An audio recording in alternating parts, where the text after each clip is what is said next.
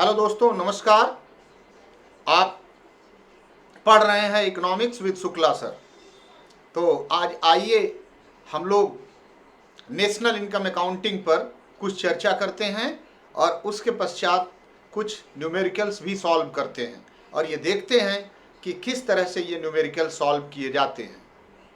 Dear friends, you know national income accounting के 3 तरीके होते हैं और उन 3 तरीकों में से आज हम इनकम मेथड को लेने जा रहे हैं। इनकम मेथड से हम किस तरह से नेशनल इनकम की एस्टिमेशन करते हैं, किस तरह से और वेरिएबल्स अगर दिए होते हैं तो उनको कैसे कैलकुलेट करते हैं, इन सब चीज़ों के बारे में जानेंगे।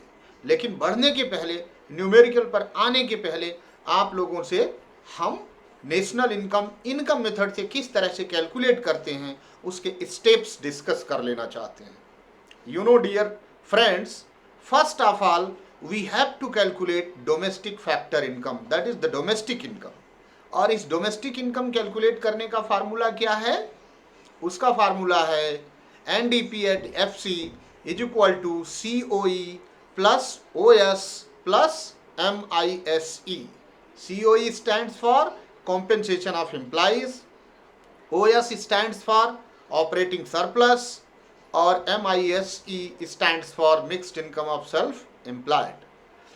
उसके बाद अगर नेशनल इनकम कैलकुलेट करने के लिए कहा है तो फिर हम लोग NNP at FC find out करेंगे using this domestic income, that is the NDP at FC।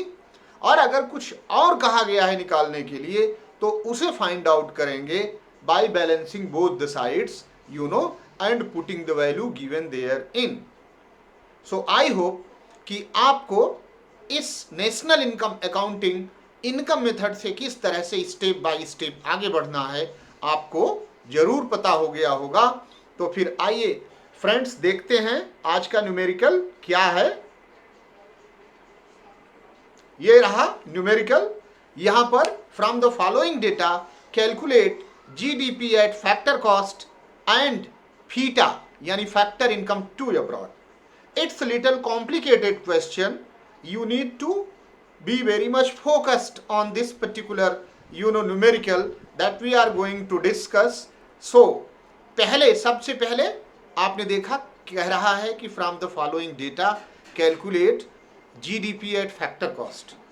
अब चूंकि यहां पर इनकम मेथड के सारे कंपोनेंट्स दिए गए हैं और इनकम मेथड के कंपोनेंट के माध्यम से आप फटाफट NDP at FC यानी डोमेस्टिक इनकम निकालेंगे। डोमेस्टिक इनकम निकाल लेने के बाद GDP at FC निकालेंगे और जब GDP at FC निकल जाए तो फिर आप प्रोसीड करेंगे फैक्टर इनकम टू अब्रॉड निकालने के लिए। आपको मालूम होना चाहिए कि factor income to abroad is a part of net factor income from abroad. As you know, what we had discussed earlier, that the net factor income from abroad is equal to factor income from abroad minus factor income to abroad। So, I think कि और सारी चीजें clear होंगी जब हम लोग अभी numerical solve करते हैं तब। तो आइए dear students, let's move to solve the numerical. Yes dear friends, let's solve the numerical. Numerical हम लोग सॉल्व करते हैं और जैसा कि मैंने बताया था नेशनल इनकम अकाउंटिंग है हमारे टॉपिक का नाम और हम लोगों को इनकम मेथड से कैलकुलेट करना है GDP at FC। तो सबसे पहले मैंने बताया था आप लोगों को कि हमें निकालना है NDP at FC जो कि डोमेस्टिक इनकम भी कहलाता है और इसका फार्मूला क्या है? COE plus OS plus MISE। Here COE stands for compensation of employee, OS operating surplus और MISE mixed income of self-employed। वहां से वैल्यू देखते हैं। compensation of employees की वैल्यू दी हुई है 1000। Here 1000 is to be put up। operating surplus में सबसे पहले रेंट, रॉयल्टी, इंटरेस्ट देखेंगे। तो यहां पर ऑपरेटिंग सरप्लस डायरेक्ट नहीं दिया गया है। रेंट की वैल्यू है 150, यहां आप लिख लेंगे। रॉयल्टी नहीं दिया हुआ है, इसको इग्नोर करेंगे। फिर इंटरेस्ट दिया हुआ है 250, यहां 250 लिख लेंगे और फिर प्रॉफिट खोजेंगे क्योंकि आप जानते हैं कि ऑपरेटिंग सरप्लस दो तरह का होता है, एक इनकम फ्रॉम प्रॉपर्टी और दूसरा इनकम फ्रॉम एंटरप्रेन्योरशिप। तो इनकम फ्रॉम प्रॉपर्टी में रेंट, रॉयल्टी, इंटरेस्ट आते हैं। यहाँ पर हमने दोनों की वैल्यू रख दी, क्योंकि रॉयल्टी की वैल्यू नहीं दी गई है, उसको इग्नोर कर दिया। अब हम जो दूसरा पोर्शन है ऑपरेटिंग सरप्लस का यानी प्रॉफिट, उसे देखेंगे। और प्रॉफिट यहाँ दिया हुआ है 400, तो यहाँ पर 400 हमने लिख दिया। अब उसके बाद हम mixed income of self employed की वैल्यू को देखेंगे। तो देखिए फ्रेंड्स, इस न्यूमेरिकल में mixed income of self employed की वैल्यू नहीं दी गई है, तो it is presumed to be 0। अब आप इसको ऐड अप कर लें। It's very simple to add. यहां पर आपका हो गया 800 और ये टोटल वैल्यू आ गई 1800। ये रहा आपका एनडीपी एट एफसी।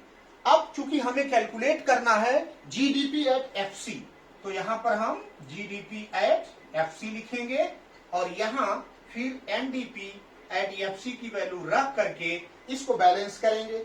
ये देखिए, ये है ग्रॉस और यहां पर दिया हुआ है नेट।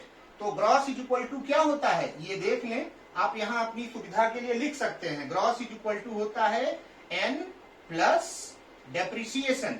तो यहां पर हम लोग क्या करेंगे, डेप्रिसिएशन यहां रख देंगे।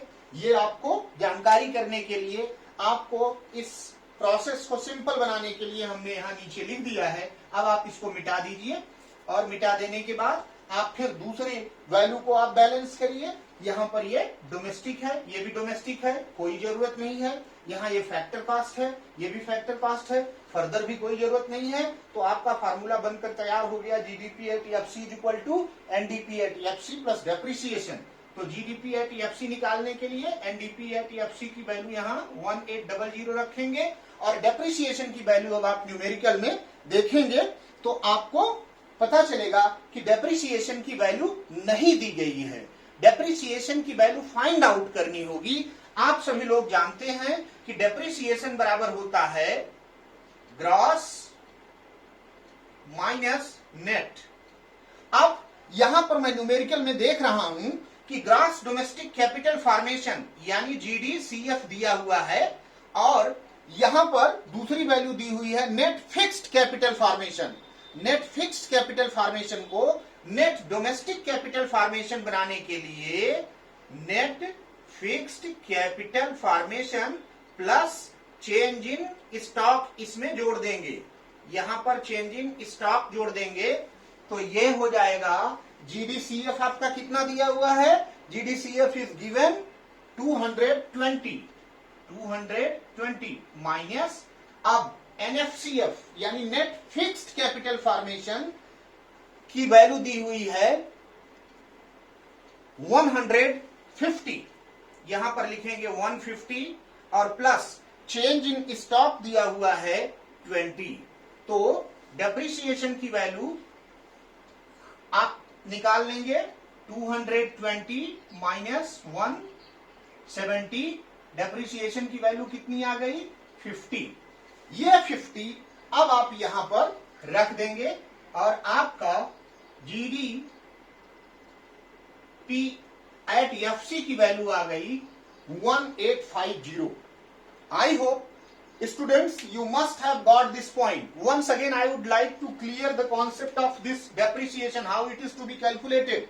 Since I told you that depreciation is equal to gross value minus net value और एक GDCF यहां पर दिया हुआ है, यहां पर NDCF हमें निकालना था। क्या निकालना था, NDCF। आप जानते हैं NDCF नहीं दिया था, दिया क्या था, नेट फिक्स्ड कैपिटल फॉर्मेशन। आप जानते हैं उसको एनडीसीएफ बनाने के लिए यानी फिक्स्ड को रिमूव करने के लिए हमें उसमें चेंज इन स्टॉक जोड़ना पड़ता। तो वही हमने करके एनडीसीएफ की वैल्यू 170 निकाल ली और जब ग्रॉस में से नेट माइनस कर दिया तो हमको डेप्रिसिएशन की वैल्यू मिल गई और फिर हमने डेप्रिसिएशन की वैल्यू यहां पर पुट कर दी। अब आपने देख लिया कि जीडीपी एट एफसी की वैल्यू आ गई 1850। अब दूसरा पॉइंट था इसमें डियर लर्नर, हमें फीटा कैलकुलेट करना है, फैक्टर इनकम टू अब्रॉड। तो आइए देखते हैं फीटा हम लोग कैसे कैलकुलेट करते हैं। Let's move to calculate factor income to abroad. आप सभी लोग जानते हैं कि FITA is a part of net factor income from abroad. Net factor income from abroad दो तरह का होता है, यानी उसमें दो वेरिएबल्स होते हैं, एक फैक्टर इनकम फ्रॉम अब्रॉड और दूसरा होता है फैक्टर इनकम टू अब्रॉड। तो हमें निकालने के लिए क्या कहा गया है, हमको निकालने के लिए कहा गया है फैक्टर इनकम टू अब्रॉड। अब आपके न्यूमेरिकल में दिया हुआ है जीएनपी एट एफसी, गिवन क्या है जीएनपी एट एफसी, और हमने अभी निकाला क्या था डियर स्टूडेंट्स, अभी हमने निकाला था GDP at FC. GDP at FC की वैल्यू अब ये दोनों हमने रख दिया, यहां पर जीडीपी एट एफसी की वैल्यू हमारे पास में थी, हमने कैलकुलेट किया है, और जीएनपी एट एफसी की वैल्यू ऑलरेडी गिवन है। अब आप अगर इसको बैलेंस करेंगे तो यहां पर देखिए जी और जी दोनों कॉमन है, there is no addition and subtraction, here it is national and it is domestic. हमें नेशनल निकालना है तो आप जानते हैं नेशनल इज इक्वल टू क्या होता है, डोमेस्टिक प्लस एनएफआईए। तो यहां पर हम क्या कर देंगे प्लस एनएफआईए, यानी GNP at FC is equal to GDP at FC plus NFIA कर देंगे। ये हमने इसलिए लिखा कि जिससे आप आसानी से समझ पाए कि ये national is equal to domestic plus NFIA होता है। अब आप जब कैलकुलेशन के लिए आगे बढ़ें तो इसे मिटा दीजिए, क्योंकि ये केवल आपकी जानकारी के लिए था, ये आपके प्रोसेस को सिंप्लीफाई करने के लिए था। आप अब देखें कि जीएनपी एट एफसी की वैल्यू यहाँ पर न्यूमेरिकल में कितना दिया हुआ है, ये दिया हुआ है 1850 और जीडीपी एट एफसी की भी वैल्यू हम लोग 1850 निकाले थे। 1850 यहां हमने रख दिया, फिर यहां पर हमने एनएफआईए की वैल्यू रख दी। अब अगर आप देखें तो 1850 इज इक्वल टू